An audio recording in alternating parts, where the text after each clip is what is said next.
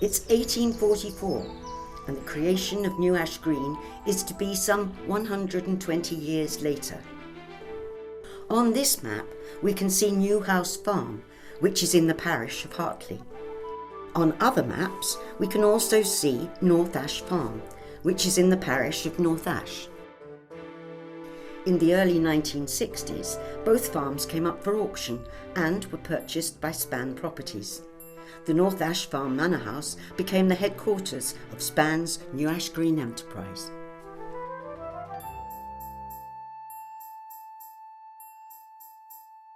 With the River Thames and the towns of Dartford and Gravesend in the distance, and the villages of Hartley and Longfield to the immediate north, New Ash Green sits on the top of the North Downs in the manor of North Ash.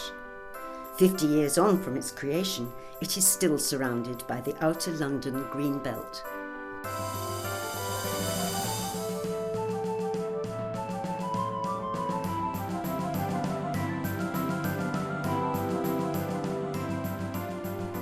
The names of the various neighbourhoods derive from those names shown on earlier maps of the area.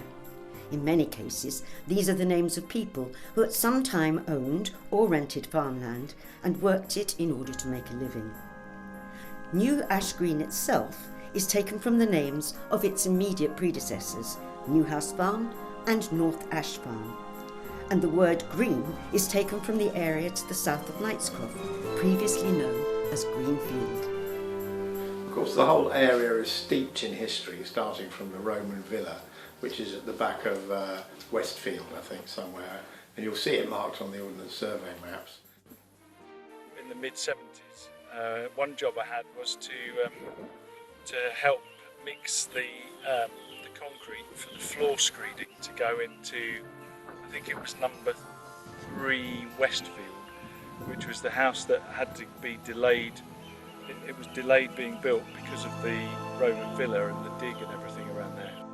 Also, when the new Red Hill Road was laid, an archaeological find was made of an Iron Age ditch across the road, which showed that there was some sort of farming settlement here even before the Romans.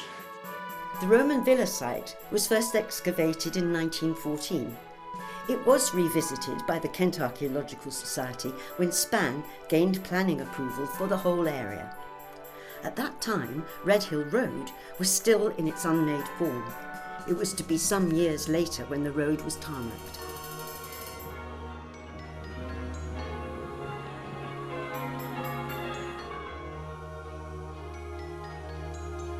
One of the things I find very moving is the fact that a B-17 bomber had to make a crash landing right opposite the golf club down the road from New Ash Green. And the US Army came out and built a runway and took every single bit of metal out of the aeroplane and flew it down.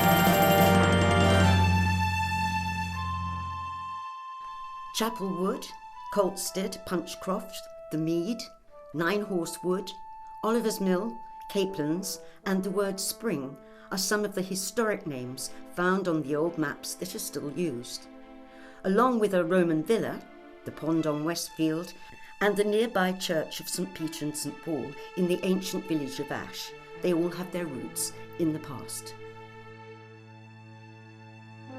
Perhaps the most elusive of all the neighbourhood names is Knightscroft. It gets its name from the order of the Knight Hospitallers of St. John of Jerusalem. This was a Catholic military order first introduced into England during the reign of Henry I, the successor to William the Conqueror. Henry possessed property in the Manor of Ash. The manor was divided into North and South Ash during the reign of Henry III, and the manor of North Ash was given to the Knight Hospitallers. But we can't spend too much time on the past, as the new village of New Ash Green has history of its own, a 50-year-old history. A modern history as told by villagers past and present for the benefit of villagers present and the villagers of the future. Two early New Ash Green pioneers were Gail Lewis's wife Gilly and her brother Bill, both of whom recall life before the village. Their father was the local GP, Dr. Peter Reed. My dad was Peter Reed. He was the local GP in New Ash Green, Hartley, Longfield, and Mum was a theatre sister at Joyce Green and West Hill. I moved to Hartley when I was 14. I had actually moved around the whole local area, but my teenage years were in Hartley. So for many of you will remember Dad driving around in whatever particular car he had at the time and bowling up to your house back in the days when your GP would come out in the middle of the night. He'd get home from doing a visit maybe 4 in the morning, 4:30, and he'd go in the kitchen, he'd cook bacon and eggs. We lived in a house called Point Hill, which is in Church Road, and I spent a lot of my teenage years sort of walking around the local area and walking up Church Road and right up to Ash, where there was absolutely nothing but green fields.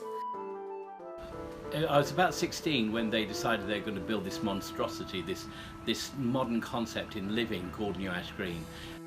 I was horrified actually that the whole of that area was going to be ruined by these houses that were going to be built.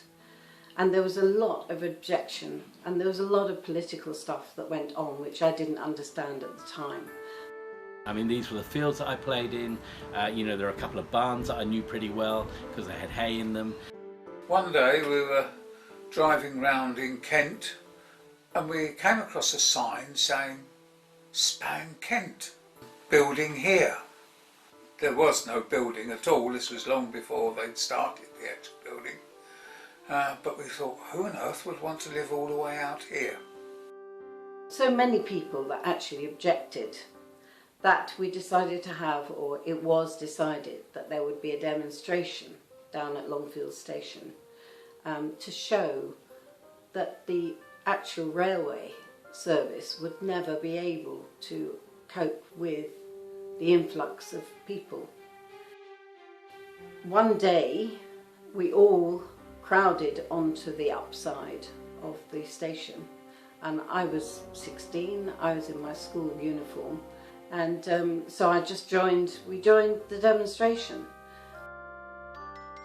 Until now, the local landscape has changed very little from the days of the tithe maps to the time that this photograph was taken. All this, of course, was shortly going to change as the building work started. And all of a sudden, my playground is taken away by a whole lot of houses.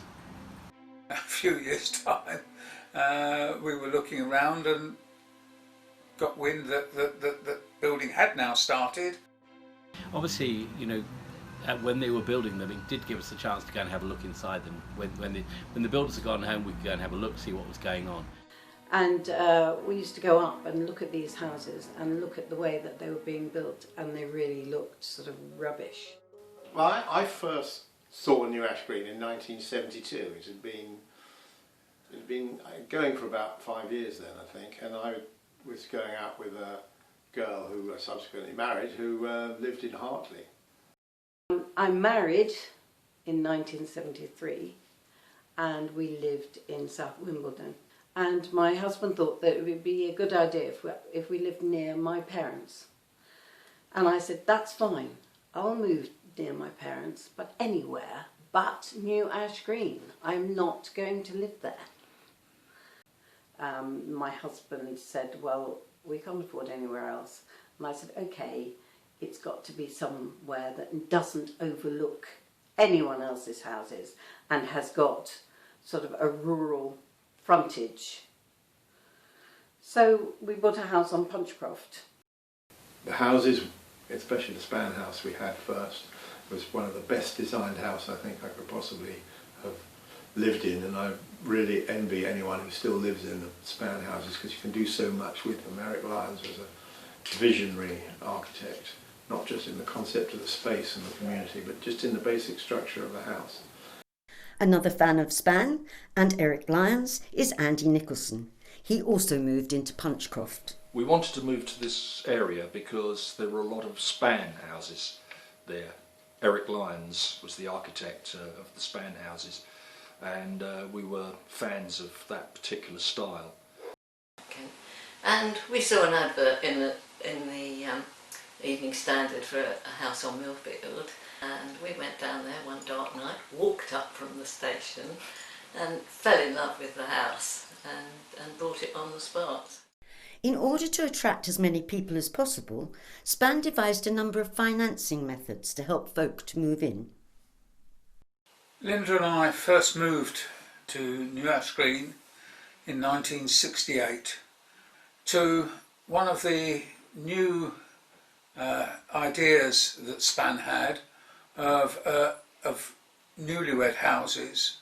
We were one of the, what they call the newlyweds, the flat-roofed houses on Punchcroft, and you moved in there and all you did was you paid, I think it was £114 a month, no deposit. Instead, the house was supplied undecorated and Span provided the materials and we had to do the decoration and pay rent for 6 months. And then 6 months later, our mortgage started. So for first-time buyers, that was absolutely brilliant. Which suited us because, although we'd saved some money for the deposit, we could now spend it on furniture. We were in this little house, number 69 Punchcroft, for 5 years. We moved into 150 Aylands in 1975. We'd come from Hampshire, moved back up to be sort of near London for my dad's work, and there was nothing in front of Aylands. There was literally just mud and fields. So what sold the place to us was that the previous owner had put in a third bedroom. We had 3 children. Put in the third bedroom above the second bedroom, a mezzanine room. So it was perfect for us. Plenty of room for everybody. It's interesting talking to my mum about what it was like coming into a community like this. So it was obviously brand new. There was obviously a lot of starter homes. It was, I think, really sold as a really great place to come and bring up families. So there are a lot of young families here. Well, it really started when I was a medical student at King's, and at that time Bill Reed, who was a very good friend, who was a dental student, was also the son of the senior partner, Peter Reed. So years pass by, you qualify, you end up as a doctor trying to find a general practice. At that time it was quite difficult, and Bill turned around and said, well, Dad's looking for a practice, why don't you apply there? So I did, and the attraction of New Ash Green was it sort of mirrored what I was, my wife was, and soon to be my family was. It was a new village with lots of young people, young children, lovely practice. The village rapidly developed and it soon had a number of facilities to support the new residents. With this, opinions started to change, and New Ash Green started to attract new residents from all over the southeast. The concept that Span had when they developed the village was by standing at the head of this dry valley and looking down over the village green, you'd be drawn into this thread of Kentish countryside, which was the propaganda or the sales of that Span were keen on promoting. And we had a village hall, we had a pub, we had a youth centre, we had a school, and it was perfect. And in those days also, solicitors explained the covenants to clients, so everybody knew what they were buying into. And I came to New Ash Green in 1972 as a 13-year-old when my mum and dad moved into Knightscroft.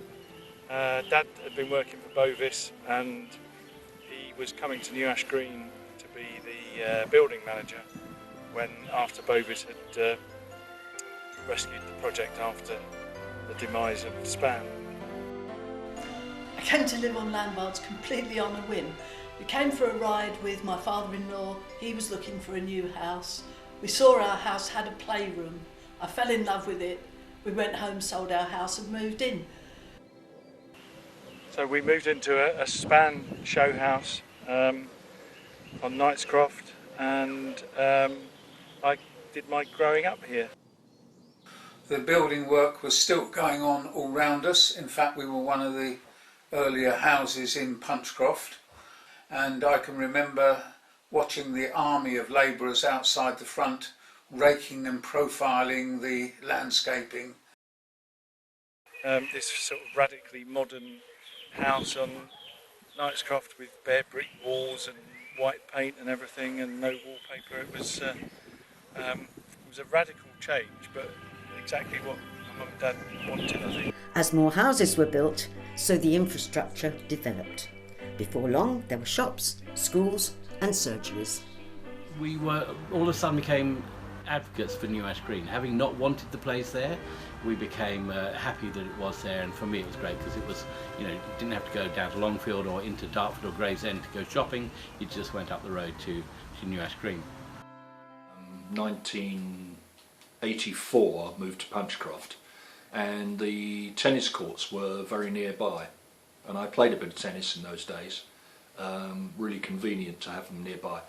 And right next door to where we lived was the nursery school.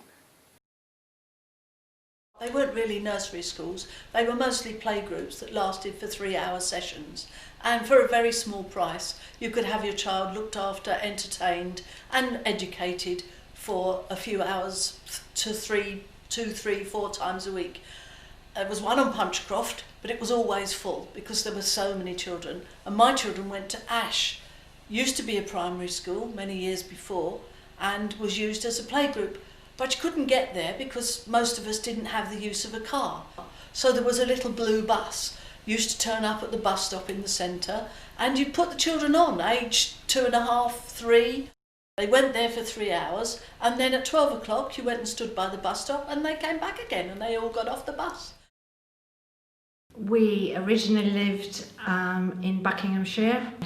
New Ash Green popped up in the Daily Mail as a new development, and as I come from Kent, we came down here to see what it was all about. And we saw an ad in the Evening Standard for New Ash Green. And we went to Bovis house, set in the silver setting trees, and bought a house on a plan. It wasn't built at that time. We paid £50 deposit and bought a house in Capelands. We paid out £50, and that was in, I suppose, 1972. And we came down and saw how the house was being built over the time, and moved in 73.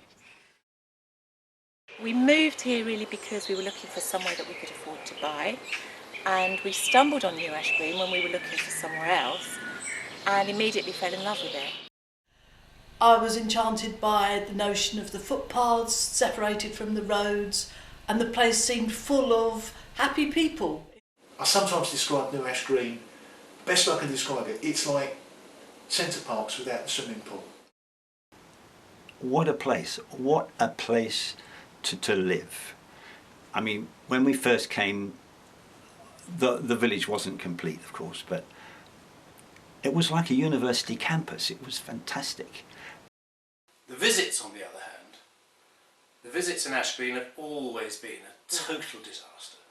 When you visited somebody, there would invariably be a neighbour who would go and get a prescription for them. There would be somebody who would offer to take them to the hospital or to cook a meal for them. And I think that really is the very warm heart of New Ash Green. When I first arrived, I had a Citroen 2CV, and now you could literally pick it up, which in the winter, down at Redhill Wood and various other places, you actually had to. However, one of the big problems at Ash Green, as a doctor, as a visiting doctor, was the shrubbery. All the shrubs that grow up, go over all the house numbers, directions and everywhere else. Now when I first arrived, I did anger a few people because with my Citroen 2CV it was about the same size as a footpath. So if I didn't know where I was going, I just drove down the footpath, put the headlights on and beamed into the front door to see where the hell I was. Well, clearly in time you actually remember where all the houses are, because in those days we did do house visits. When we first came to New Ash Green, I always felt it was a little bit like a university campus, but somebody thought about the fact that you had children and you needed a babysitting. We moved to the village in 1984, having looked around. This was our third house, We'd looked around other areas, and for value for money, this seemed to be a good deal. Fantastic. I mean, amazing. Big windows, wonderful outlook, 2 toilets, a new house. We were overjoyed. One of the really appealing things to me and my husband living in New Ash Green is the close proximity to Bluewater, to Swanley, to Dartford, to Gravesend, to the M20, to the M2. It's still near to our friends and our family back in the Bromley area. It's so good that you can be at the coast in less than an hour. You can take your child to the beach. You can be in town, and it's into London really easily, and that's great. Yes, we bought it back then. It was all very original, and I loved it. We did get really good value for money, and it was in the countryside, so I'm more than happy. The New Ash Green countryside is picturesque. The Minnis, the meadow, ancient woodlands and the orchard are all features which would be the envy of most villages developed in the late 20th century. And every season is special, from the spring bluebells that lead to the summer, and then the cobwebs of autumn, the storms and the winter snow, all bringing a different aspect to the ever-changing appearance of the village. But whatever the season, whatever the challenge, one thing has always been guaranteed: the spirit of the villagers to help each other and to work together. New Ash Green sits right on the top of the North Downs and can be very, very cold. When we first moved in, we had several really very snowy winters. We were snowed in, literally. I recall in the winter of 1981-2, I think it was, just after Christmas, it came with a vengeance, together with strong winds to make enormous drifts. The roads in and out of the village were blocked down to Longfield and out through Ash for a number of days. The snow was 2 and 3 feet deep. The icicles off the shops were huge things. And the children couldn't go to school. The men and all the women who had jobs couldn't go to work because nobody could get in or out of the village. The milk tanker couldn't get through to the local farms, and Glovers very interestedly brought a Bowser up into the village and was dispensing milk from North Square. The supermarket was laid siege very quickly and was empty, but we all had freezers and we all managed. There were a number of people who were making sure that all their local residents or friends, or particularly the elderly, were adequately supplied with milk by effectively arranging their own milk deliveries. My boss didn't believe that I was cut off.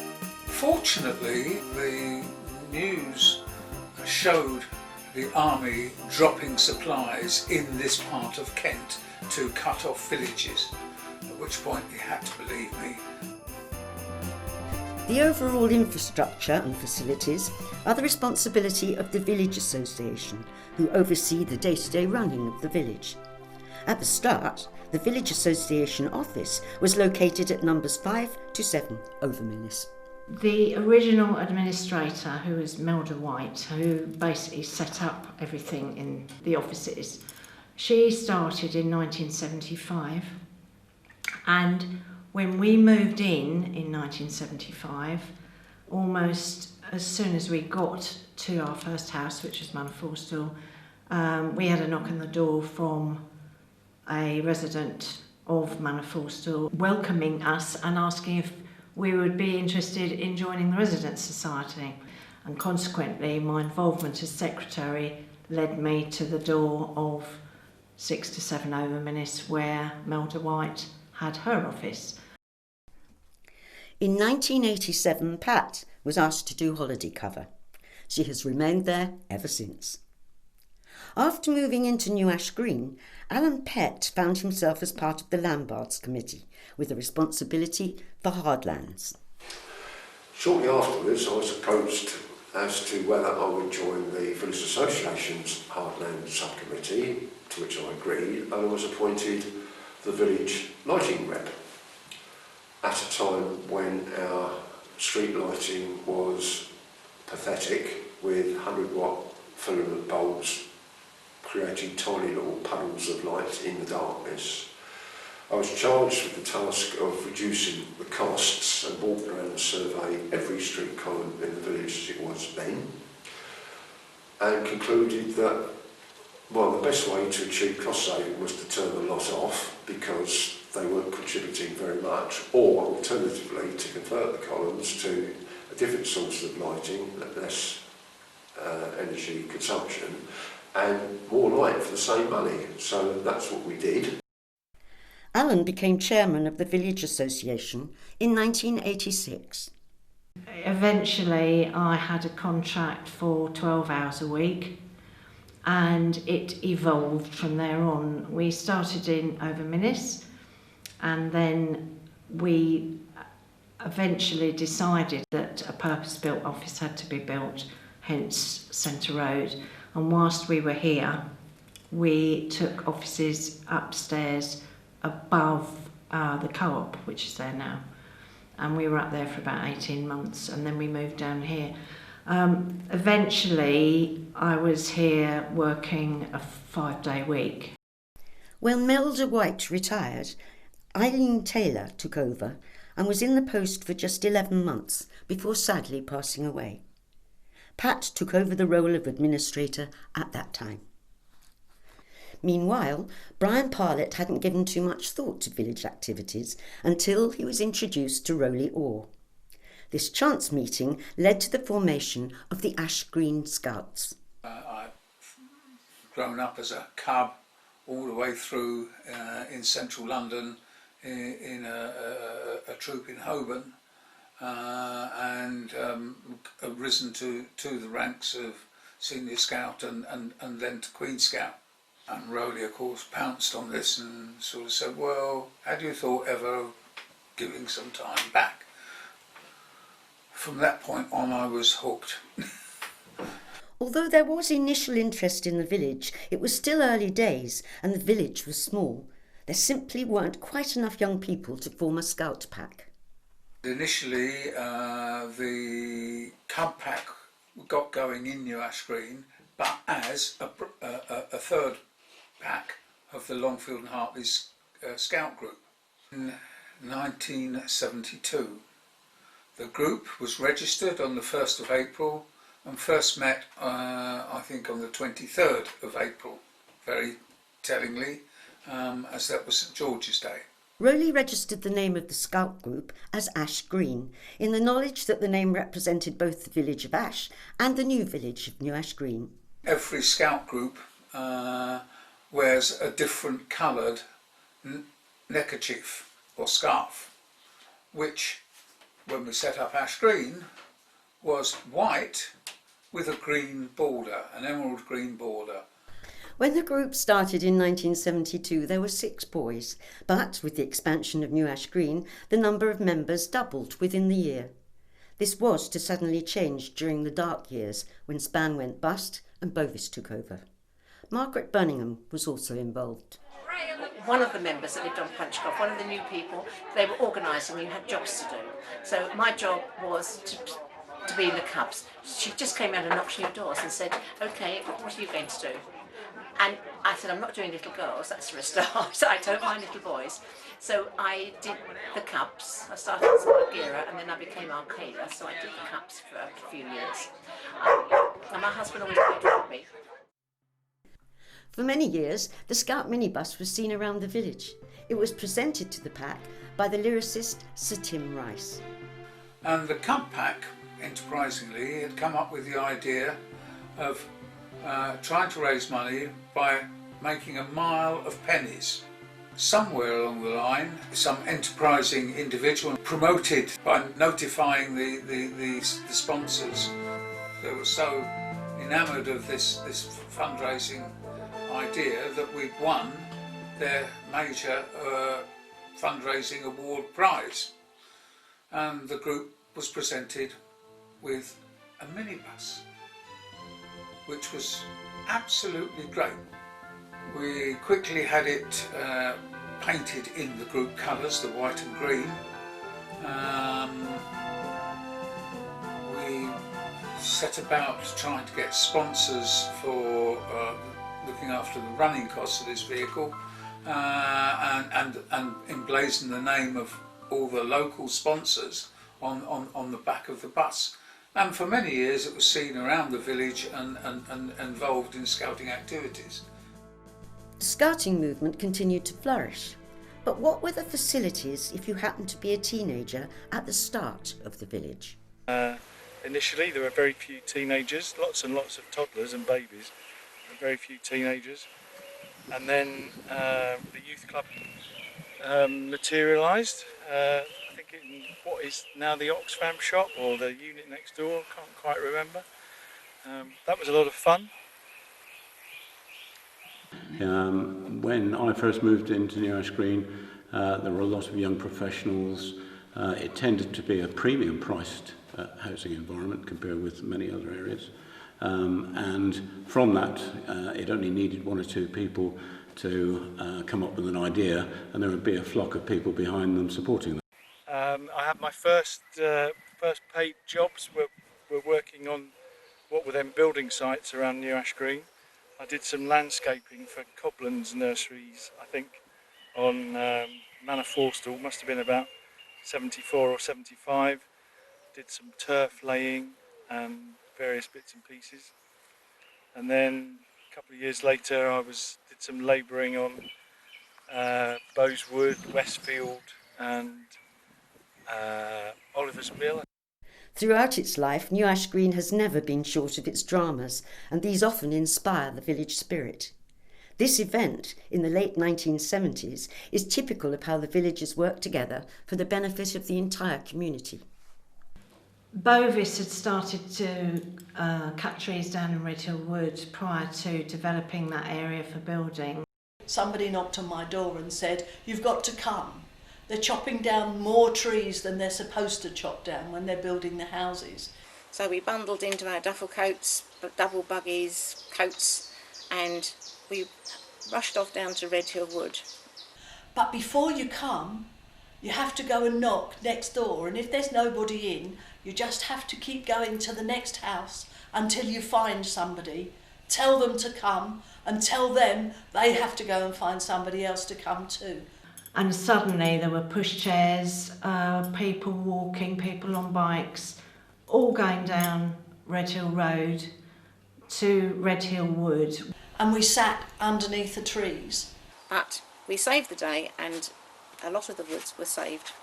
And as a result of that, almost it was a direct result, Sevenoaks District Council came out.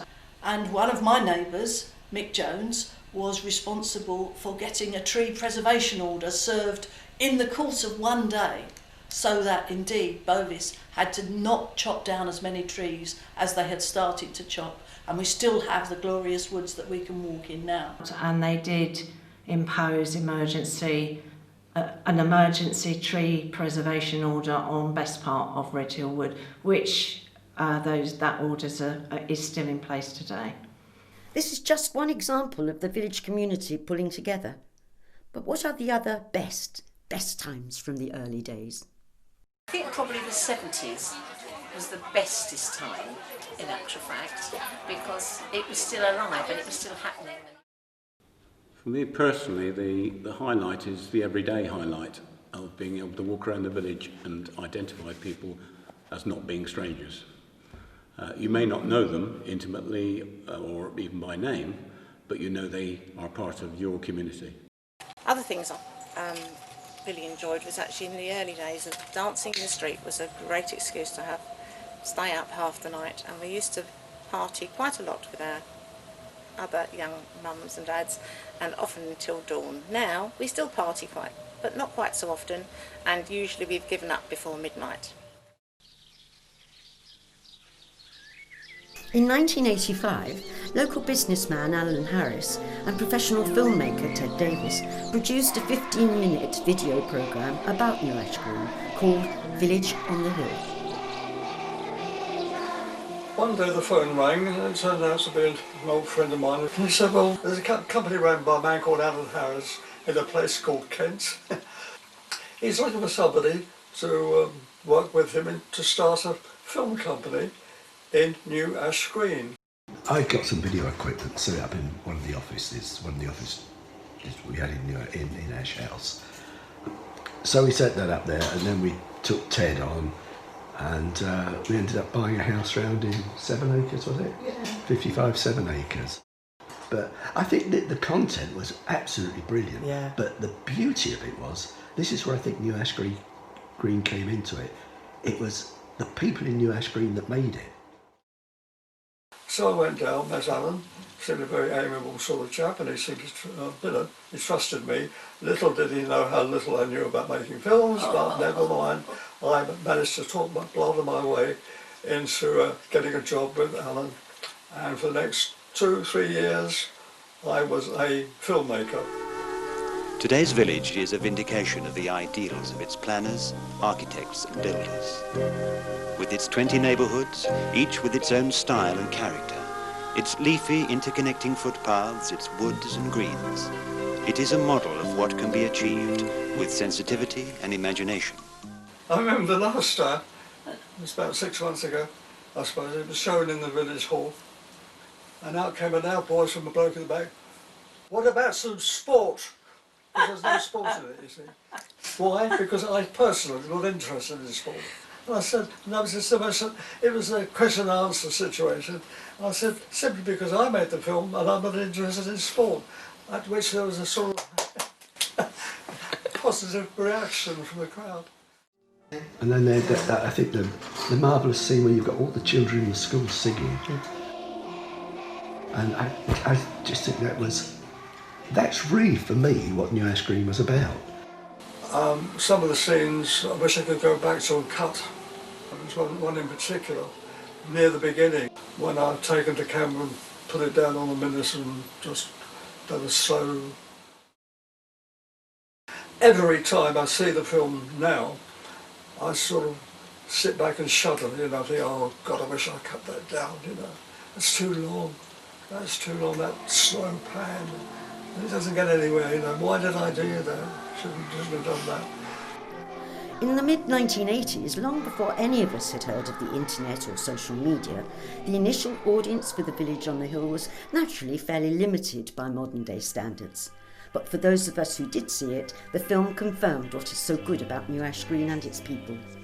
It demonstrated how villagers all work together for the benefit of the whole village. This forms the central ethos of New Ash Green and makes the village unique. At the time that this film is nearing completion, Ash Church has a new rector, the Reverend Helen Reeves. So I'm really loving living in New Ash Green. It's a beautiful place. The sense of community is awesome, and I'm just really keen to be involved and bring church into the centre of New Ash Green.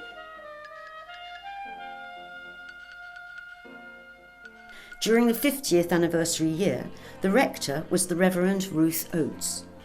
And I was invited by the bishop to apply for the post here after Reverend John Peel retired, and the diocese had decided to sell the rectory in Ash Village and buy a property in one of the neighbourhoods in New Ash Green. So I now live in a rectory in Lambards.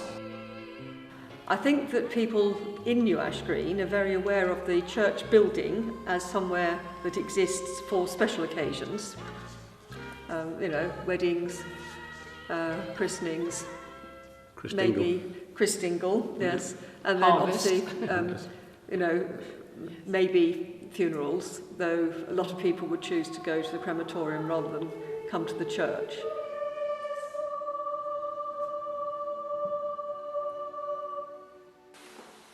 choir is one thing which was in place before I came. I came to the village 33 years ago, and it had been set up by Marianne Simmons, who is still a member of our choir. But fundamentally, we're a church choir. We do traditional, essentially traditional music for the services week in, week out. Since I've been here, certainly, I'm very aware that we pack this church out for St George's Day, so much so that the regular congregation don't have anywhere to sit. And then, of course, as Christmas approaches, we'll have the Christmas Tree Festival and the Christingles and the carol services, all the things that we always have will be happening.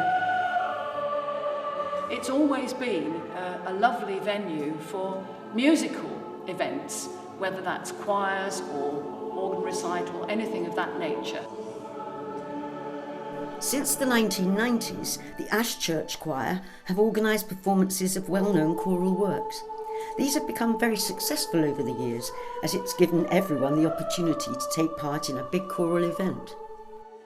And we decided we would rehearse it as a choir, just our 15 or so people. And the following Easter, whenever it was the mid-90s sometime, we would make it a public event. We would invite people to come and take part in it. And we would do it as an instant as far as they were concerned, but obviously we would have rehearsed it very thoroughly in the meantime. And we said to ourselves, if no one turns up, that's fine, we'll just sing it to ourselves. And we filled the church. It also enabled, and this was really the point, it enabled people in our choir and also outside in the community generally to take part in singing, which normally they wouldn't have been able to do. It gave them that opportunity. And when we advertised our instant in the early days to go outside the community, there were some eyebrows raised. But I think the inclusive aspect of that, making it available to people across a wide area, was actually quite important. It has got a distinctive nature. There's not a lot of classical music within New Ash Green, Ash and so on, and it has, over the years, brought that into the lives of local people.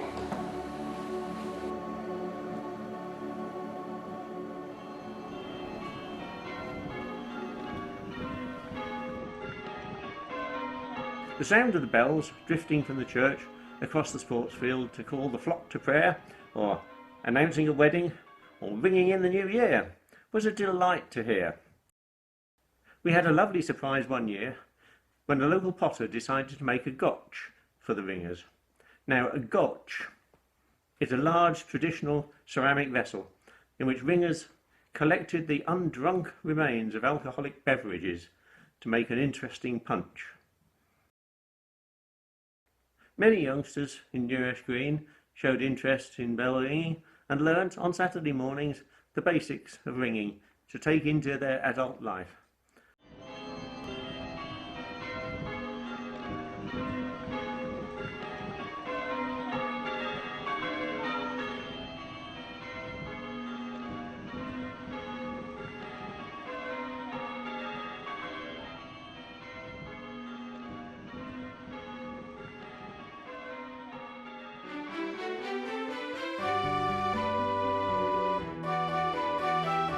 During the first 50 years, New Ash Green schools saw significant changes as the education systems changed throughout northwest Kent. My eldest son started at the primary school when it was an infant and junior school, 5 to 7, then 7 to 11. And within a couple of years, it became a first school, 5 to 9, with the opening of the middle school, where Milestones is currently. They were excellent, and they helped to provide a really good start in life for our kids. And I never forget that one of my dad's highlights, he came on a school trip to the Science Museum, and in those days you didn't do a lot of school trips. My dad was unemployed for a short period of time, so he was available to come on a school trip, and we went up to the Science Museum to look at the printing exhibition, and because he was a printer. And he was partnered up with one of these little lads who was just, you know, just part of my little kind of gang at the time, you know. And at any other point in time, if you'd have said to my dad what was the highlight of your trip, it was this little boy that he would talk about at any other point. At any point you could just say Science Museum and he'd say, That the deputy head at the middle school, Alan Chant, was a keen sailor. And he made arrangements for sailing at Gillingham Water Activity Centre to be one of the Wednesday afternoon sports. I wish I had such opportunities when I was young. But we went through quite a difficult period in the 80s and 90s when it was very hard for parents to make the decisions about where to send their children to school. We've been out to a barn dance in Stansted, and on the way back we could see this orange glow. So when we got back, Linda came inside and made sure that the children were all right and everything was okay, and the babysitters were at that point unaware of the problem. I picked up my camera and we thought I'd go and see if we could take some pictures with them. This time, of course, it's a major conflagration. I didn't take any photographs, so I spent my entire evening making tea from the equipment that we had over in the youth centre. The fire, which happened at the end of the summer term, caused extensive damage to the school and personal property, and emergency plans were made in order to minimise disruption at the start of the autumn term. A major fundraising campaign began, and Lloyds Bank offered its facilities to the new fund. Local news broadcaster Peter Sissons presented a cheque to head teacher Mrs Anne Weeks. And the first school had to be refurbished. There was unfortunately a big food poisoning outbreak a long time ago. And children were farmed out as far as Hither Green Hospital. So all of the local hospitals, Joyce Green, were full of children that had got salmonella.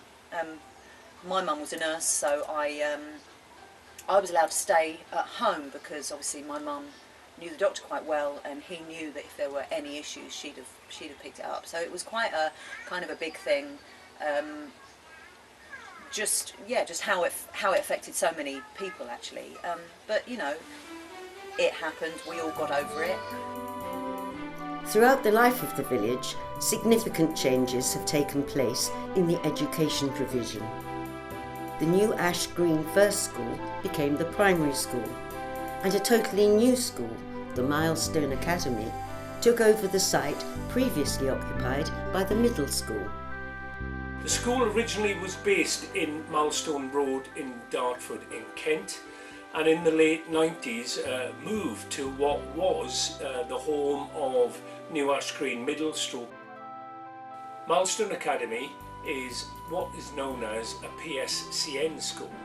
A PSCN school is a school that serves pupils with profound, severe and complex needs. Milestone Academy is a member of the highly successful Lee Academies Trust. We have over 200 staff for our 330 pupils. About 40 of those staff lead classes, and then the next 150, 160 staff then on top of that support those classes. They can either be TAs or what we call higher level teaching assistants, and any other type of support that we feel is necessary for our students as well. We're very proud as an academy to belong to the Lee Academies Trust, and as such to enable us to have grown as we have over the last, particularly over the last 5 years, we have now taken on 3 further satellites. What we try and do throughout the school is live to what we call our core moral purpose. Our core moral purpose is a public promise that we give to families, and it's based on saying to one and all, when you send your son and daughter, we will make sure that we have the highest expectations. In our core moral purpose as well, you can see that we explicitly say that learning doesn't just occur inside the classroom, but occurs outside the classroom. So therefore we are very open about the fact that we are committed to making pupils not only academic progress, but critically personal progress as well. We're also really pleased as well that our pupils, as part of their learning experience going into New Ash Green, where they're warmly welcomed by so many of the shop holders and also the general community, and that adds no end to our pupils' experiences and knowledge of life. From the start of the village through to the 1980s, it would have been necessary to climb this staircase to go and see Peter Reed the doctor or Bill Reed the dentist, as this is where their surgeries were located. Dr. Andy Dodd was a friend of Bill's at King's College, London. One of the things about the first surgery was it was upstairs in New Ash Green. We had a doctor's surgery which was basically a waiting room, a studded wall partition, and then another surgery. Everybody could hear what was happening in the one surgery who was in the waiting room. Didn't seem to matter. We never got a comment from anyone. Before I had my family, I was actually a nurse at St Bartholomew's Hospital in London. I was asked if I might go and help out one day at the surgery. Both the nurses that they had at the time couldn't run the clinic. General practice began to change a bit. The politicians became more involved. The next progression in terms of the practice was fund holding, and at that time we seized the opportunity. As a doctor, when I first came to the area, I was very aware that there was this disparity between New Ash Green, Hartley and Longfield. And there were some barriers. People would not move between the two surgeries because they felt there was this diversity. But over the years, that's gone. I did a couple of sessions towards the end of the year, and a bit later on, a few months later, I was asked if I would actually like to go and work regularly at the surgery. Yeah, we went for fund holding with both hands. So part of the reason for that was that New Ash Green, Longfield, Hartley represented around about 10% of the patients of Dartford and Gravesend. But we were very distant in terms of geography. We weren't part of the Dartford Gravesend consortium. So we very much stood out on our own, even though we were a significant minority, if you like, of patients in the area. And we felt that by doing fund holding, we could bring services into our area, we could modernise it, and basically do innovations that weren't available otherwise. I went on several courses, got more and more involved with the job, took on more hours, ended up eventually working 5 days a week, albeit only sort of less than a full-time, but not much less than full-time. The doctor's surgery was right opposite Bill Reed, who was the dentist's surgery, and we often communicated, walked across, had a bit of coffee together. It was a lovely time to start a general practice. So I set up in New Ash Green as in practice in Upper Street South, right opposite the doctor's surgery. It was upstairs as well at that time, and ran that with Margaret Birmingham, who is Mrs. Wonderful. And from there I went upstairs to the dental practice, where they started the dental practice. I went up there and started with Bill Reed, who was the first dentist here. She did everything, including keeping me working when I wanted to go flying and all the other things I wanted to do. Now, the general practice got matured. We moved to another practice. Peter Smith was instrumental in developing the new practice. And as such, the population began to get older, we began to get older, the children began to get older. As a doctor, one of the reflections I would have is the sociological change that's happened over the decades. The vast majority of women were at home, and that was very true as well at Ash Green, which made it a very cohesive, terrific network of friends. We had the highest birth rate at the time of children and the lowest number of elderly patients, or patients over the age of 65. Sadly, more and more women have worked. That isn't a comment, because obviously I was a working woman, but because of that, there have been less sort of cohesive groups around the village. But I still felt, even at my retirement, that warm heart was there in New Ash Green. Yes, there aren't many people left in New Ash Green and Longfield who haven't either been stabbed, dressed, ear syringed, or other procedures done by me. I just think that the practice has been so much a reflection of my life and my family's life, and I loved every minute of it. Well, that's not true.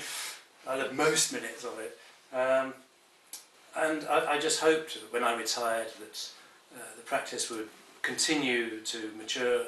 And I go in regularly to Turner's Oak, which is our sheltered housing, and we still have a warden at Turner's Oak, which is pretty good.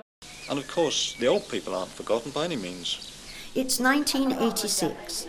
Turner's Oak is 10 years old, and the warden is Shirley Knott.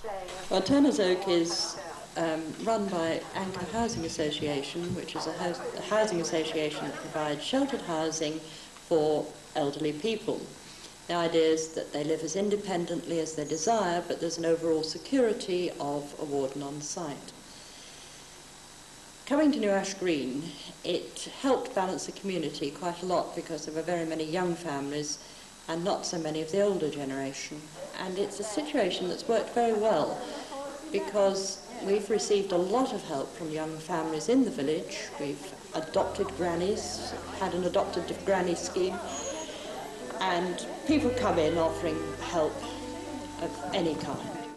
Fast forward to 2017, and Turner's Oak is still providing a valuable service to the senior citizens in the community. My name's Lolita Chop. I'm the scheme manager at Turner's Oak here. I've been here for about 6-7 years, and my main job is actually looking after the residents.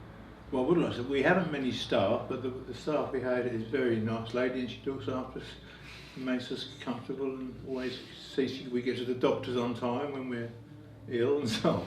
So she's a very nice lady, Lolita. So if they have any issues in the morning, they can come and see me, and then we try to address them as best as we can. The manageress is wonderful. It's a great place.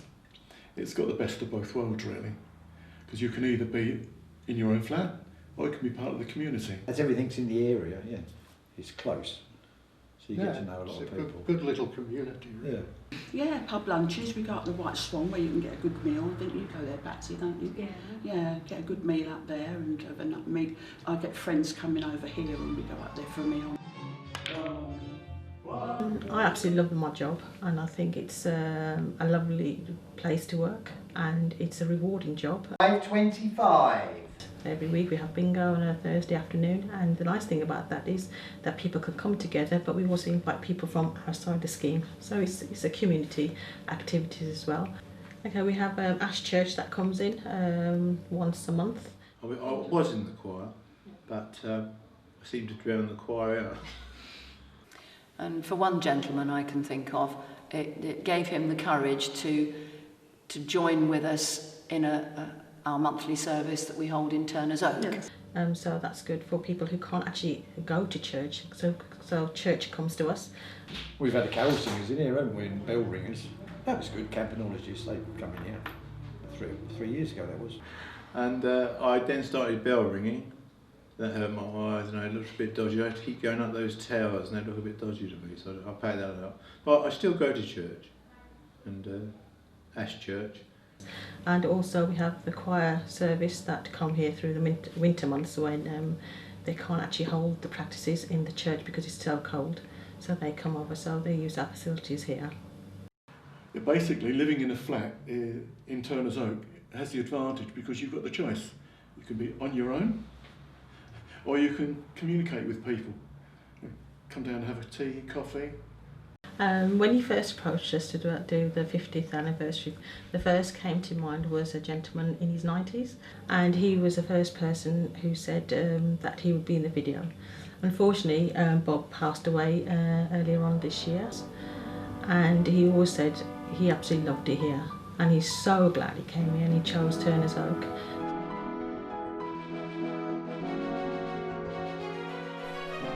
When the first neighbourhoods were built, no one had heard of drones. They would have been regarded as objects of science fiction. But by the 50th anniversary year, these small flying machines had become commonplace and were becoming an excellent means of getting photographic images of the village, in particular a bird's eye view of the ancient woodland and the meadow. Interestingly, the Woodlands group seems to be thriving, and I wonder if that is because there is a renewed interest in the surroundings and the fact that families want to be involved together as well. So that's been something that I've been very pleased to see really thriving, and yeah, that's something really good, isn't it? And on the meadow they've been doing a survey where they put flat pieces of felt down for lizards to hide under, and in the sunshine the lizards come out and bask on them. I had no idea there were lizards down there. I joined the VA Greenland Committee in early 2000s, and one of the areas of the village that struck me as having been kind of neglected then was the orchard. It had become completely overgrown. After a bit of rooting around and talking to lots of people and talking to experts around the county, we decided that it might be worth having a go setting up a volunteer group. Well, I became involved along with my wife Carol because we had the general call for help from Jerry Ash, who kind of initiated helping regenerate the orchard. So we kind of rushed in to join the fun, and there were about 60 people that turned up on that first day. And after that, seeing the enthusiasm, Jerry decided to make it a more formal group, and Karen and I kind of stepped up with him to form the nucleus of the group. And as we were lucky as a group, we managed to get a grant, and that was when the group was formed. Lots of people on our distribution list, and we get a good group along each time we meet on the third Saturday each month.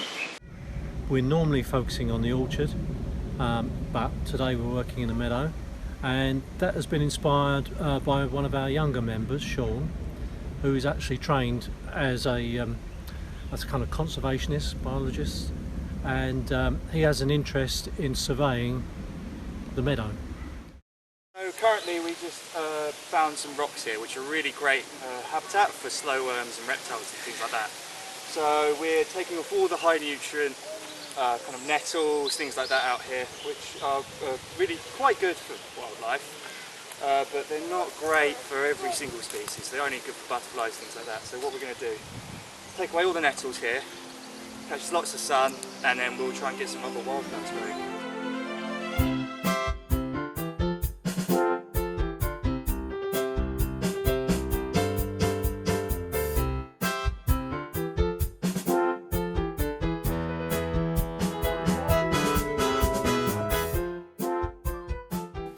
One of the great things for me was the rugby club. I joined, I didn't play rugby particularly well, but I did play every year for about 5 years for the rugby club in various low teams.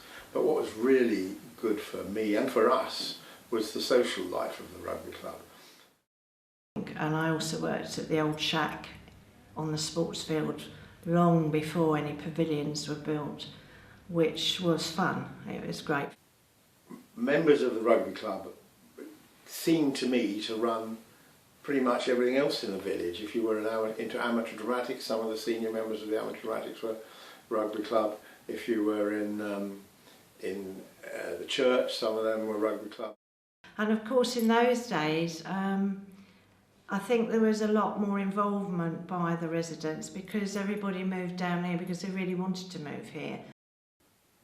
I remember during the early days when we needed to bring in a second pitch into effect, that with the whole family, that's me and my wife and 3 of our 4 children, were out crawling on our hands and knees across the pitch, stone picking every weekend until eventually we got all the flints out so that we could actually play on the pitch. Yes, the cricket club was one of the most distinctive things I found about the village when I came 30 odd years ago, and it was very much a village cricket club. It was located on the sports field, which people still have the habit of calling the rugby club, but I mean it was much more than that. It was rugby, cricket, football and so on. Eventually we got fed up with this old contractor's hut, and we managed to raise enough money and raise loans from Shepherd Neame so that we could build a much bigger rugby club house, which we did, and we did it ourselves. With the rugby club, we got very involved in fundraising to build the original, well, to build the first new pavilion. I particularly remember when it was finally finished, the vicar came, that was David Springthorpe, and I remember him blessing the building and saying, unless the Lord buildeth the house, he that buildeth it in vain, which I thought was very moving, but didn't actually protect the rugby club, because a few months later there was a fire and the whole thing burned down. Then once again we started fundraising again to build the current one. And as for Dr. Reed, I remember one time Tommy Kramer came up to him and he goes, "Here, Pete," he said, "a word with you for a minute." And Dad goes, "Yeah." He says, "Pete," he says, "can you do anything about me cauliflower ear?" And Dad goes, "Yeah." He says, "Have you tried cheese sauce?" And when I was match secretary for the rugby club, which I was for all those years, and people used to send cards and letters in those days instead of emails, it used to go, "Margaret, house nearest to the rugby club, New Ash Green," and the postman would deliver it, because that's what it was like in those days, you know. Nowadays, cricket has moved to Hartley, but rugby, tennis and football continue at the club and are still going strong. The sports field hosts many of these sports. One of the newest additions is the New Ash Green Predators, an under-17 who are part of the New Ash Green Junior Football Club.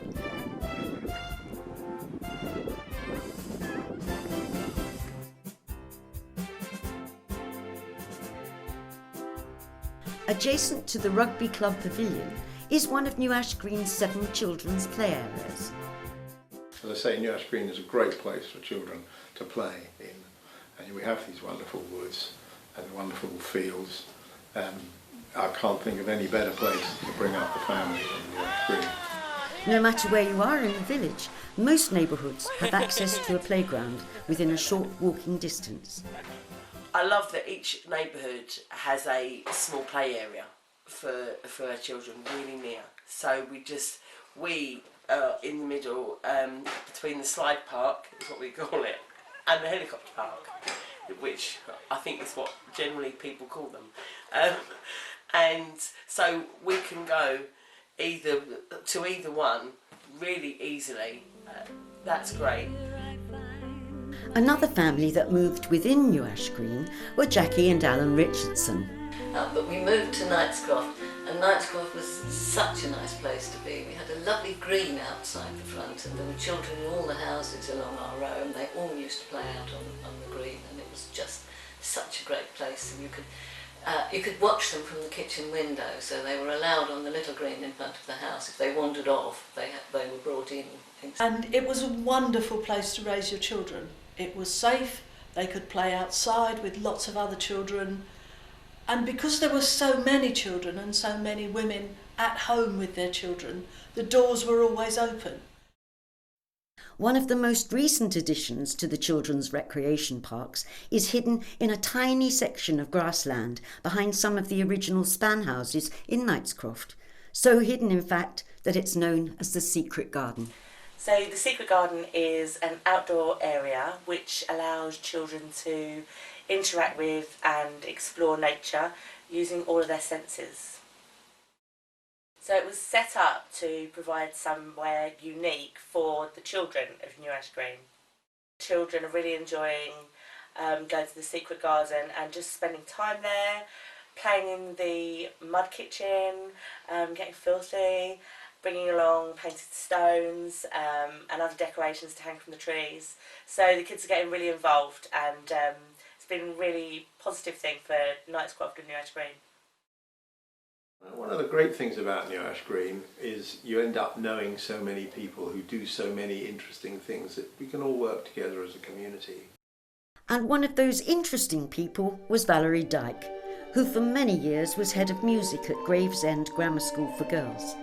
It was Valerie who was responsible for the setting up of Music Workshop, which catered for villagers of all ages and had groups which included choirs, string groups, wind groups, recorder ensembles and many others.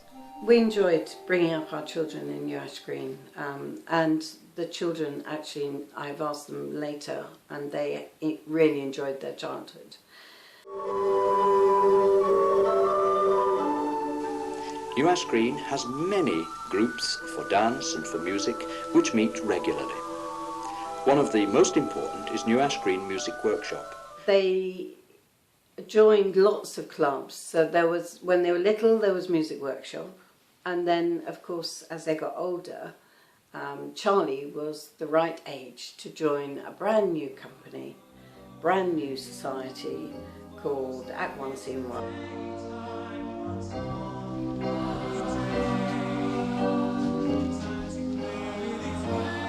I started reading scripts written for teenagers and thought, very arrogantly, I think I can do better than that. So I sat down and started to write. Then the next thing I heard was my husband Chris on the phone speaking to a local reporter saying she's going to set up a company and do a teenage show.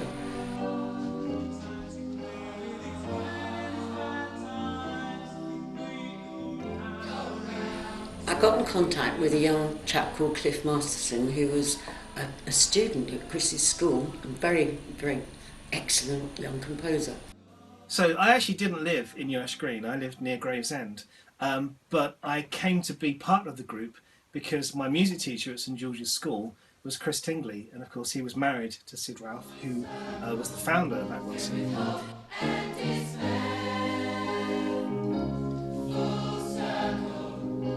I recently won the Kent Young Composer competition, and Sid was aware of what I was doing and she liked what I was doing, so she asked if I might go and have a meeting, and we talked about putting together a show for people in the area and how we might be able to do something that was relevant for everybody and inclusive of everybody. We had a script and we had a tape of a lot of the songs that Cliff had written. We read the script, we played the tape, and I said, so are we up for this? And they all said yes.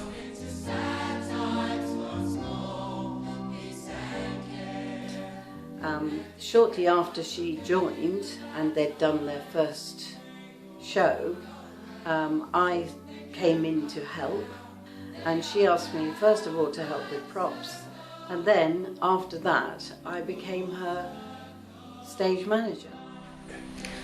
Well, the result was that we put this first piece, which we rehearsed, into a competition called the Barclays Music Theatre Awards.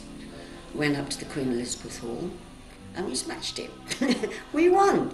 I was absolutely delighted.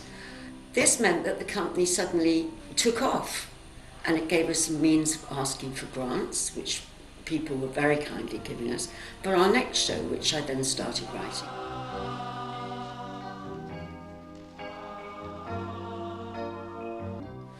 Our second piece was Lumpy Custard, which eventually went up to the Edinburgh Festival. We took piles of people up with us, and some wonderful adults who supported us through the whole process, and performed at the George Square Theatre.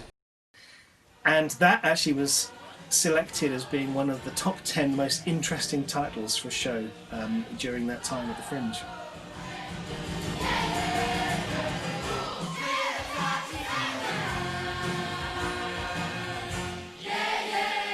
I always think it's really interesting how these things have a habit of coming around, and in Lumpy Custard, one of the sequences was Slipway, which was sort of a spoof advert that the character writes during the show.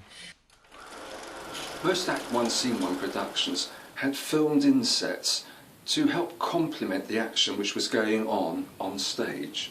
And it was an advert for a shopping centre where the shopping slid straight down this slipway into the boot of your car rather than having to go for a shopping trolley. In the case of Lumpy Custard, the sequence was shot in the car park just behind what was at the time Lloyd's Bank during a cold Sunday afternoon in November. Don Kennedy helped create the illusion that this in fact was a real shopping experience. At the time, Sid had a Citroën 2CV in a colour scheme that was called Plums and Custard.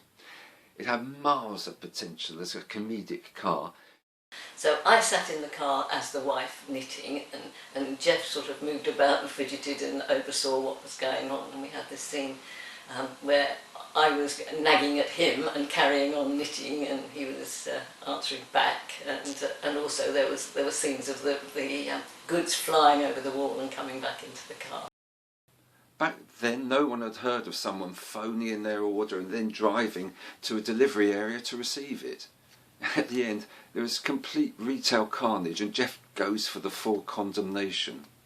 The third show then became Breaker's Yard, which is based in an idea I had about a magic maker, a young person who could con everybody into believing in his dreams. It's where I come in.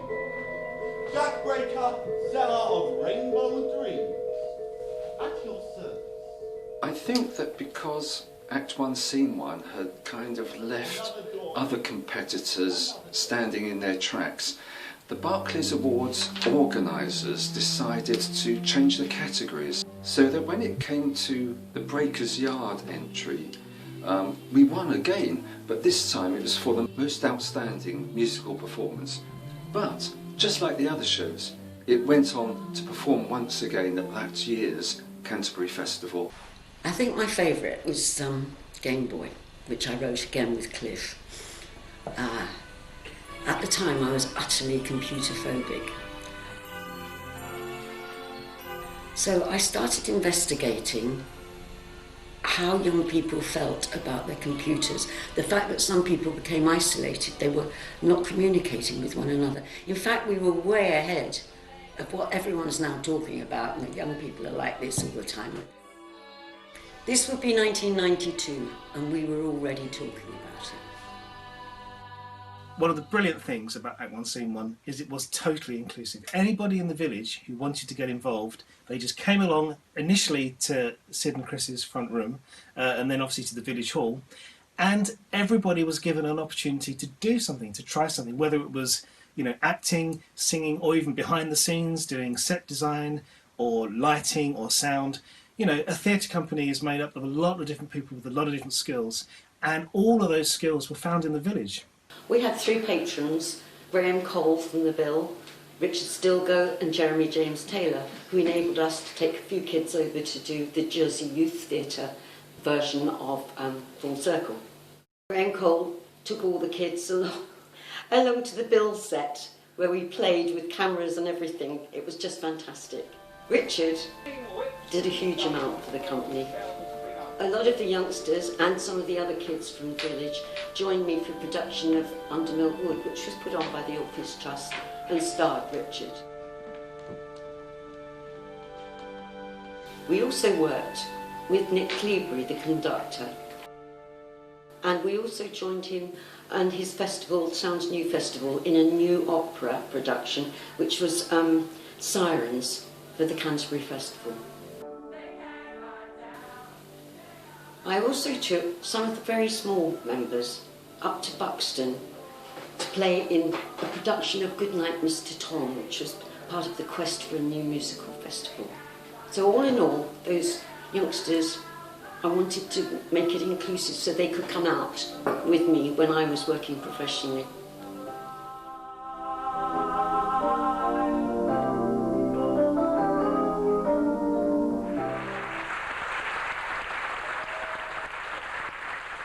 No matter what time of year, the village always has something new to offer.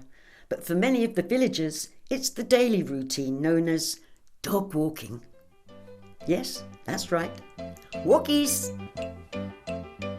I eventually went back to walking the dog in the woods, which is the greatest asset to where I live, and I just adore, that's my favourite part of the day, is walking Bonnie, as I have now, who is my 6th Labrador. And that's a lovely feeling, and you get to know people, and it's lovely just to walk around the village, walking with the dog, and saying hello to people, and being able to recognise them, and sometimes even remember their names. It's lovely. I haven't had a dog before, and I've had him for 2 years, and taking him out walking, we go down to the meadow, and you see the seasons changing. You know, the spring flowers come, and then the grass grows up, and then the blackberries come, and the leaves change colour, and it's just lovely, always something different. For some of the dogs and their people, the daily exercise routine has further developed into a weekly social activity, and there surely can be no better place to hold it than the rugby club.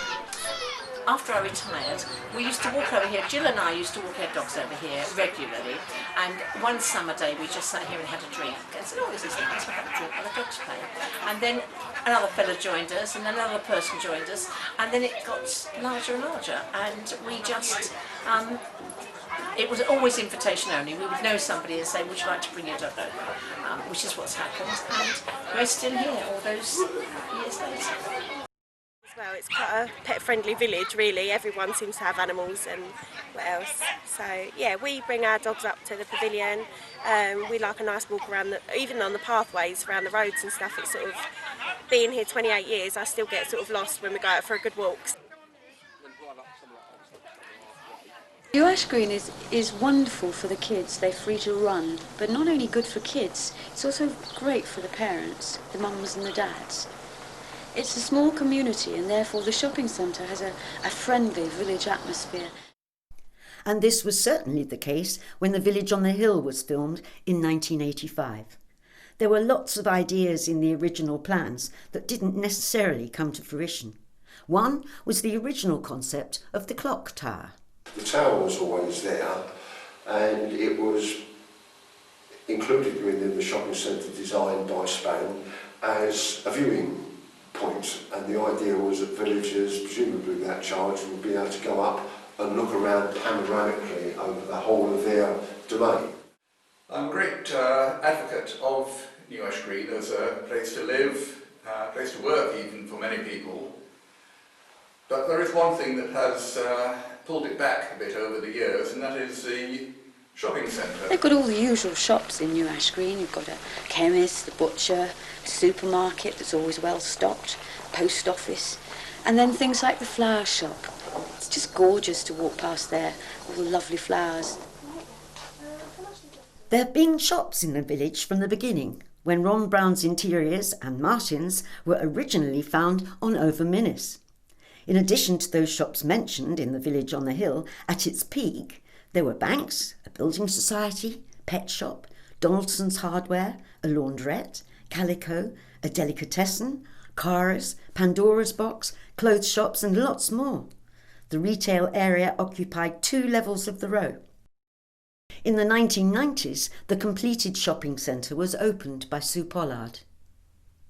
I feel sad when I go to the shops, because when we first came here, all those little shops were open. We had a wonderful greengrocer's, a wet fish shop, a butcher's, and it was lovely. You could get everything, and everything was nice. We had Avis's Antique Centre, which was a bit of a cafe as well. We had Ron Brown's interior design shop. Now that was lovely, especially in late November, where he used to give out the Bourgeois Nouveau. And another feature within the shopping centre design was the rainwater from the shops was to be collected and is collected and conveyed down into the orchard, where the original Span master plan showed 2 or 3 ponds or lakes, one of which I think was to be intended as a boating lake. The shops were developed by Span initially, taken over by Bovis when Span went out of business. And the original concept was, just like the residential neighbourhoods, to set up a centre society that would represent all the shop owners. Unfortunately, there were a number of problems with the centre. The shops tended to leak. They have leaked ever since. And as a result of that, the maintenance costs began to escalate. And the Centre Society was in a position where it had to keep asking for more and more money from its tenants. The outcome of that was that the Centre Society felt it could not continue, and it wound itself up, meaning that all the responsibilities went back to the landlords. So it is a great shame. It means that we don't have the opportunity to make a lot of the improvements that we can. Having said that, I have been working with the town team, which was set up to apply for some Mary Portas funding for the centre. Hello, I'm Cameron Clark. I'm one of the 3 district councillors for Ash and New Ash Green at Sevenoaks District Council, and I'm also a director of New Ash Green Village Association. I'd like to introduce our shopping centre to you as part of our bid for the Portas Pilot Scheme. In 2011, after some years of neglect, New Ash Green submitted a proposal for funding from the Portas Pilot Scheme. I'd say for the first 20 years of its existence, it was a thriving retail environment, and it's something that the community needs, not only as a place to shop, but also as a place to meet your neighbours. The centre is pedestrianised and within easy walking distance from the homes of some 7,000 people. We saw also obviously a move in the retail environment from shops locally, as every other town and village has had, to people tending to shop in supermarkets, hypermarkets. So because to be quite honest with you, the shops aren't that great. Now, with over half the shops disused, the village centre can at times seem rather ghostly. But there are still several long-standing businesses thriving here, and there are also a few new additions to the New Ash Green family. So that took away the footfall from the village for the community bookshop, the butchers, the veg shop, the toy shop, and people like Ron Brown Interiors, who just couldn't exist in the current footfall. The village started as a model town, an example of what a self-contained village could be. And with the help of the Portas Pilot, New Ash Green could become a shining example once again. So I guess I'll stay another day, if it means We didn't get one of the big grants, but we did get a little bit of money, and with the help of that, with a lot of help from the economic development team at Sevenoaks Council, and also from the Village Association and other people, we have been trying to make some improvements in the centre. At this time we can't really say what will be happening because we don't know, but the shopping centre is coming towards the end of its life. There are more and more problems appearing. Something will have to be done. The owners know that, the council knows that. We are still working together with them to try to bring some improvements, and I really hope that within the next few years we will see a lot happening. The village pub, the Badger, is situated at the end of the row and has an entrance that leads straight from the Minnis. It's a great asset to the village as the licensees go out of their way to provide facilities for celebrating special occasions. It's also very close when functions are being held in the village hall.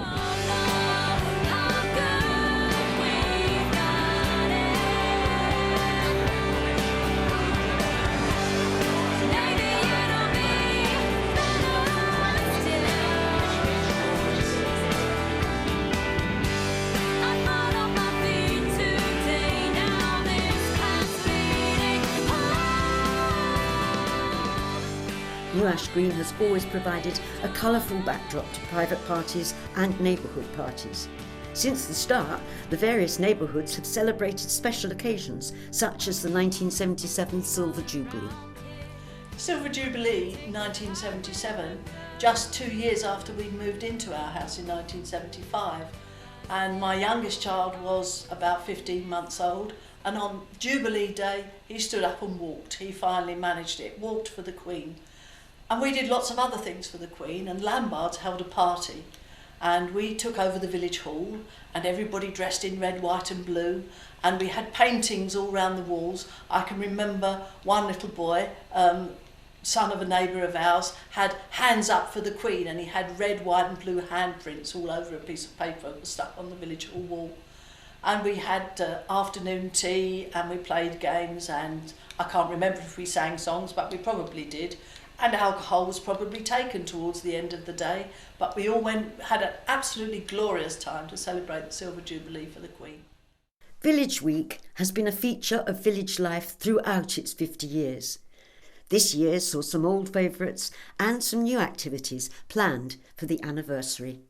So for the 50th celebration of the village, there were a range of different activities and events going on, and we've been part of a bigger kind of project for a while. We as an orchard come woodlands group, we've been part of the Kent Orchards project run by a lady called Pippa Palmer.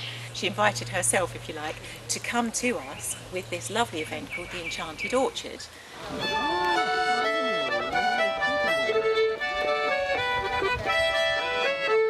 Didn't really know what to expect, but we said yes, we're happy to host it, please come along, what do you need us to do? And in fact we didn't really need to do very much except provide the community orchard. And she brought storytellers and musicians and face painting for the kids and homemade apple produce, so cakes and drinks and whatever. Bigger and bigger and bigger, and they all flew away. The Woodlands group, you know, helped to erect the gazebos and wandered around looking as if it was our event, but in fact it was part of this bigger project. And we were really grateful they came, because what it did was it showcased the orchard that we love so much to a much wider audience. And from that we got some more members for the Woodlands group, but particularly what we got was just a wider awareness of the beautiful parts of the village. One of the other things to do, which I did, which involved my wife, Jean, who later became part of the practice as well, as Dr. Herring, we enrolled in Act 1. I was in the laundrette in the centre of the village, and pasted on the wood cladding on the inside of the laundrette was a notice that said, would you like to come along for a meeting to start a drama group? I remember going to the first show and just thinking how original and vibrant it was. And so I went to the very first meeting of the creation of the drama group, which was called Act 1. Soon enough I was quite heavily involved in writing and particularly writing songs, and just stayed ever since. Chris Watson was also a long-serving member. I got involved with Act 1 partly by somebody, John Manley in particular, happened to notice I was painting a play school Wendy house in the middle of my sitting room, and subsequently I got co-opted onto the Act 1 committee in my absence while I was on holiday, and I've been a committee member ever since. We always had a review almost every year, and different themes, always a lot of local satire, which the New Ash Green audience enjoyed. Such excitement when the travel agent takes the money, or you mention mounts at Gatwick when you board the crowded plane to call you plastic food, plastic tray. I do other things. I take my songs out on the folk scene in Kent, and that's always been something I like, and so that tends to be my focus these days. For the 50th anniversary, Act 1 Drama Group, always ready to find a topical subject, staged their review 50 Shades of Green as their contribution to the anniversary. As usual, this was presented in the village hall. And brimstone flew with orange tips, whites tangled round the green, and all at once a comma. One of the many attractions was a photographic and art display entitled The Shape of New Ash Green. This exhibition featured the work of Sass Harding and Sam Hickman. We'd been wanting to work together for a while on a project sort of to combine paper art and photography, and then when it came up that it was the village's 50th, it just seemed like a really good opportunity. Oh, well, I learned loads about the history when it was built, kind of having to research everything, because we picked particular neighbourhoods that were the first ones to be built. Having lived here so long, like there's lots of nostalgic places and signs and things, so it was easy for me to relate and be inspired by things to use. Having spent my childhood here, it's very nostalgic, but It's a really nice environment to be in. It's a great community. I think it has a lot to offer. And I've got lots of family here and lots of friends from my childhood years, and we've all kind of grown up together. Because all the celebrations were happening, it was nice that I could come to the village association with an idea and then go, yeah, great, go away and do it, and then sort of to have all, like, we just were in control of it, and it was great. A painted lady in her flight appeared to stop and think, resting in the sunshine, white and black and... In addition to this exhibition, there were also further exhibits from the New Ash Green Primary School. A pretty ringtone softly rang, and I was not alone.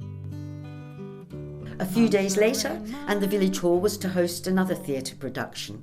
This time it was 2 performances of a special adaptation of Robin Hood as a summer pantomime. It's all kind. In fact, she's been looking out for me. Yes, I know you don't want to settle down and marry anyone. One of the highlights of the village calendar is Village Week, an annual event held in early summer.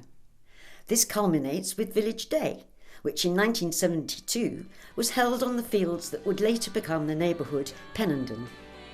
As this was such a large event for what at the time was such a small village, it was opened that year by Tony Blackburn, seen here with villager Tim Blackburn.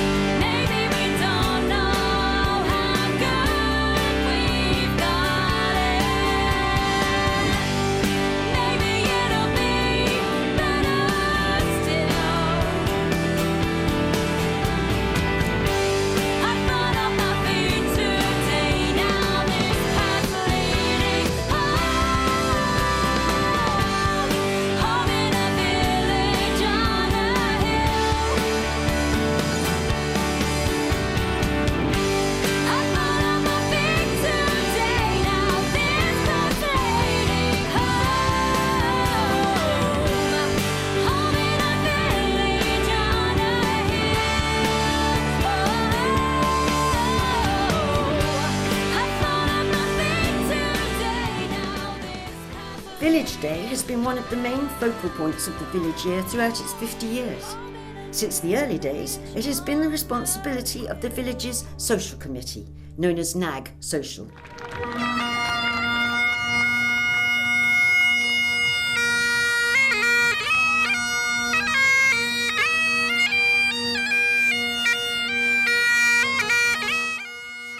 So one of the key things about the NAG Social Committee now, it's made up of a great bunch of individuals. And Village Day, which is our absolute core event, we got Dan Lillycrop putting that event on for us, has done for the last couple of years, and again, an absolute fantastic job. Village Fair on the Minnis was always good fun. The Round Table often provided the human fruit machine, a fiendishly uncoordinated team of 3 people, plus their minders, who pulled out illustrations from each box of various fruit in a completely random manner, just like the mechanical or the electronic ones, but much more fun. And what's nice is we kind of extend that out through Facebook and the rest of it as well. And you actually get the feeling of that the village appreciates it, gets involved and joins in.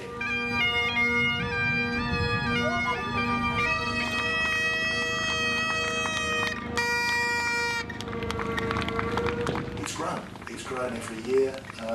It's actually started making profit again, which is great, which means that we can give money back to some great causes. And of course, particularly the fireworks displays got bigger, Village Days got bigger.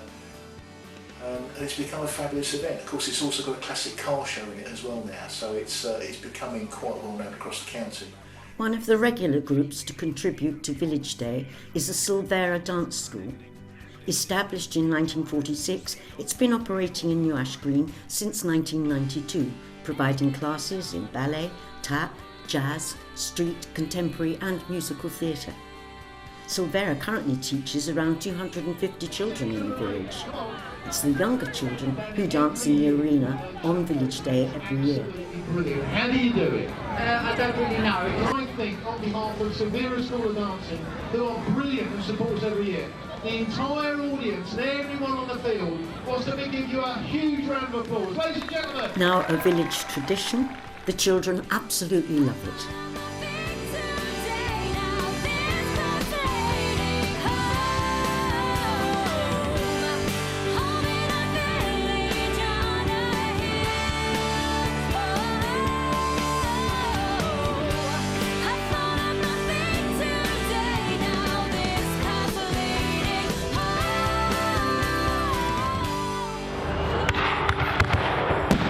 NAG Social is also responsible for the annual fireworks display. Our fireworks event has absolutely grown year on year.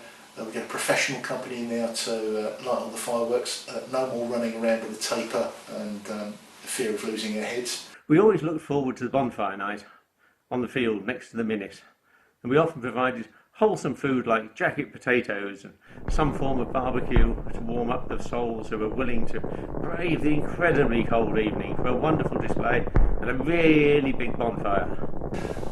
Very, very much focused now on the safety aspects of that and the crowd safety and things like that, so much more professional.